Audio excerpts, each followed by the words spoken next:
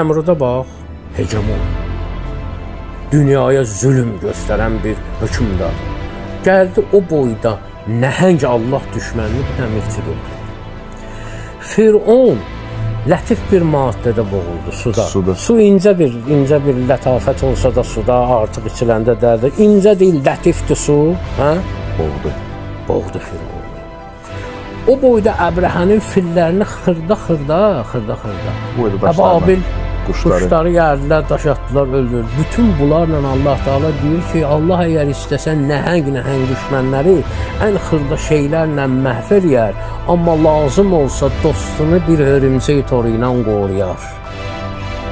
Yəni heç kəs gücünə, qüdrətinə arxalanmasın. Əgər Allah bir şey istəyirsə, dostunu hörümçək toru ilə saxlayacaq, düşmənini də hələ əbabil quşları ilə, milçəklə filanla öldürəcək.